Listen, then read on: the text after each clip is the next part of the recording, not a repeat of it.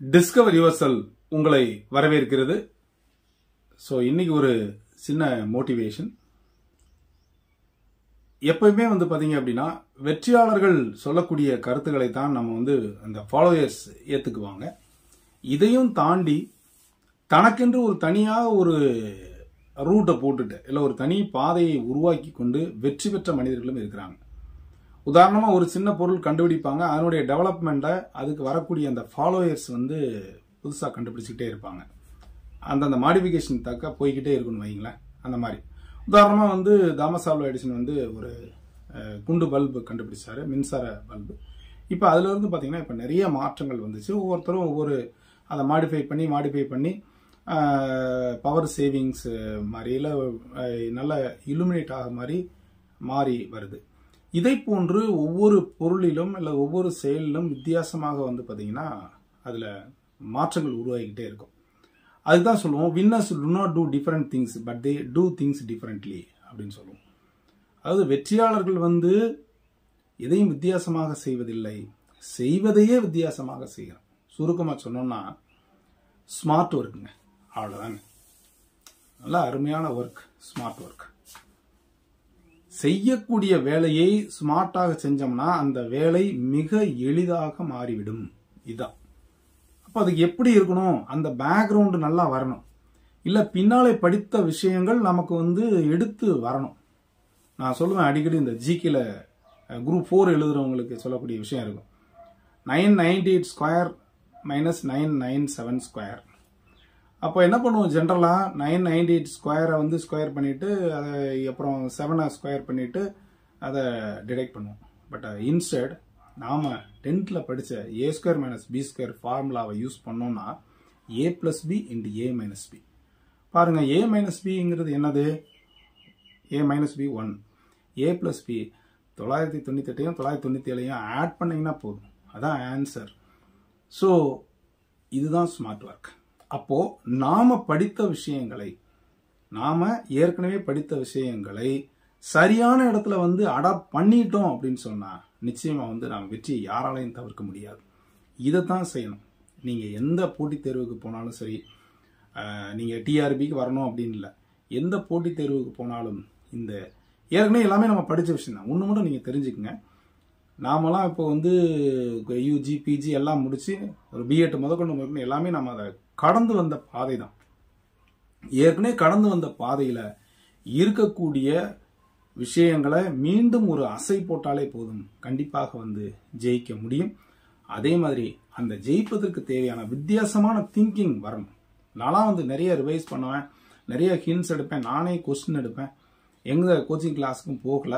So இது மாதிரி நீங்க உங்களுக்கு ஒரு பாணியை உருவாக்கணும்.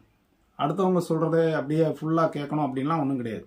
உங்களுக்குன்னு ஒரு எட்டிக்கு வச்சிருப்பீங்க, உங்களுக்குன்னு ஒரு கான்செப்ட் வச்சிருப்பீங்க, உங்களுக்குன்னு ஒரு ஸ்டெப்ஸ் வச்சிருப்பீங்க. அந்த ஸ்டெப்ஸை விடாம நம்பிக்கையோடு ஃபாலோ பண்ணீங்கன்னா போதும், நிச்சயமா ஜெயிக்க முடியும். இன்னும் நிறைய பேர் பார்த்தீங்கன்னா தெரியும், 2 வருஷம் படிச்சிருப்பாங்க, வர முடியாமல் போயிருக்கலாம். இன்னும் சில பேருக்கு கடைசி 3 மாசத்துல படிச்சு கூட போயிருக்கலாம், ரொம்ப ரேரா கூட போயிருந்திருக்கலாம். பட் அங்க நம்ம போடக்கூடிய விஷயம்தான் சரியா வரும். விதை விதைக்கிறவங்க நல்ல இடத்துல விளைஞ்சிருக்கு, நல்ல இடத்துல விழுந்தா நல்லா முளைச்சிரும் இல்லைங்களா. முள்ளுக்குள்ள இருக்கு, அது முளைக்கும், பட் வராது. இதே பாறை மேல விழும்போது வராது. ஏற்கனவே சொன்ன விஷயம் தான். இதே மாதிரிதான் நமக்கு இருக்கக்கூடிய அந்த காலநிலை, நம்ம போடக்கூடிய எஃபர்ட் சரியாக இருந்தால் நிச்சயமாக நம்ம எந்த விதமான போட்டித் தேர்வாக இருந்தாலும் ஜெயிக்க முடியும். அப்போ அடுத்தவங்க சொல்றத உள் வாங்கிக்கோங்க, ஆனா உங்களுக்குன்னு ஒரு தனியா பாதை வச்சுக்கோங்க. கடந்து வந்த பாதை, நம்ம யூஜி பிஜில படிச்ச விஷயங்கள் எல்லாத்தையும் ஆக்சஸ் பண்ற மாதிரி நல்லா ஒரு எஃபர்ட்டை போடுங்க, கண்டிப்பாக ஜெயிக்க முடியும். இதுதான் எல்லா வெற்றிக்கும் பின்னாலே இருக்கிறது. நாம் திரும்பவும் சொன்ன ஒர்க்கு தான், smart work leads a great success. அவ்வளவுதான். மாங்குன்னு உழைத்து பிரயோஜனம் இல்லை. அந்த வேலையை எப்படி ஸ்மார்ட்டா செய்யலாம், சிம்பிளா செய்யலாம், பெஸ்டா செய்யலாம் அப்படின்னு நினைச்சிட்டீங்கன்னா நிச்சயமா செய்ய முடியும்.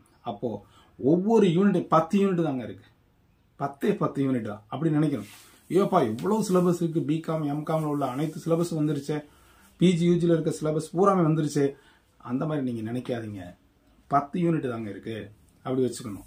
அப்போ வெறும் 10 யூனிட் தான். ஸோ ஒரு 10 யூனிட். ரெண்டாவது நாம படிச்சதுதான், +2ல படிச்சிருக்கோம், யூஜியில் படிச்சிருக்கோம், பிஜியில் படிச்சிருக்கோம், பிஎட்ல படிச்சது தான். அப்போ அதைத்தான் நாம ரீகால் பண்ண போறோம். அதுல இருந்தா ஒரு பகுதி கொடுக்கப்பட்டிருக்கிறது. அதை ரிவைஸ் பண்ண போறோம். இன்னும் சொல்ல போனா ப்ராப்ளத்தை பத்தி எல்லாமே எந்த சப்ஜெக்டை சார்ந்தவங்களும் ஒரி பண்ணாதீங்க. கான்செப்டை மட்டும் வைங்க. உதாரணத்துக்கு இப்போ காமர்ஸ்க்கு சொன்னோம்னா காஸ்ட் அண்ட் மேனேஜ்மெண்ட் அக்கௌண்டிங் பேசிக் கான்செப்டை மட்டும் தெரிஞ்சுக்கங்க. ஃபார்முலா பத்தி ஒரி பண்ணாதீங்க. ஒன்னோ ரெண்டோ ப்ராப்ளம்ஸ் கேட்க போறாங்க. கான்செப்ட் தெரிஞ்சா போதும், நிச்சயமா வந்து ஈஸியா அடிக்க முடியும். உங்களுக்கு டிஸ்கிரிப்டிவ் டைப் கொஸ்டின்ஸ் கிடையாது, பூராமே அப்ஜெக்டிவ் டைப் கொஸ்டின்ஸ் தான். When you understand the concept, definitely you are able to answer any question, even it is a critical questions you can answer. அப்போ அதற்கு தேவை இதான். திரும்பவும் சொல்ல வேண்டிய விஷயம், ஸ்மார்ட் ஒர்க். செய்யற வேலையை ஸ்மார்ட்டா செய்யுங்க.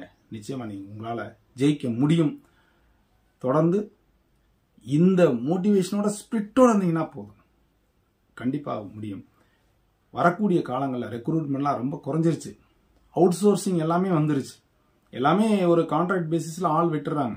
இன்னைக்கு தூக்குறதா இருக்கட்டும், கூட்டுறதா இருக்கட்டும், இல்லை ஏதாவது ஒரு வேலை செஞ்சாலும் கான்ட்ராக்ட் பேசிஸ்ல நம்ம கொடுத்துறதுனால ரெக்ரூட்மெண்ட் குறைவாகத்தான் இருக்கும். Opportunity never knocks twice. கிடைக்கக்கூடிய வரக்கூடிய ஆப்பர்ச்சுனிட்டி எந்த காலம் கொண்டும் மிஸ் பண்ணிடாதீங்க. இன்னும் 3-4 வருடங்கள் உங்களால் காத்திருக்க வேண்டிய நிலைமை ஏற்படலாம். அரசு வேலை என்பது அவ்வளவு எளிதான வேலை அல்ல அப்படின்றதை நீங்க தெரிஞ்சுக்கிட்டு இந்த ஸ்மார்ட் ஒர்க் வந்தீங்கன்னா நிச்சயமா வந்து நீங்க ஜெயிக்க முடியும். தொடர்ந்து இது வரைக்கும் நம்ம சேனலை சப்ஸ்கிரைப் பண்ணிட்டு கொடுத்துற பெல் ஐகானை கிளிக் பண்ணி மறக்காம செலக்ட் பண்ணுங்க. மீண்டும் அடுத்த ஒரு நல்ல அப்டேஷன் சந்திக்கிறேன். நன்றி, வணக்கம்.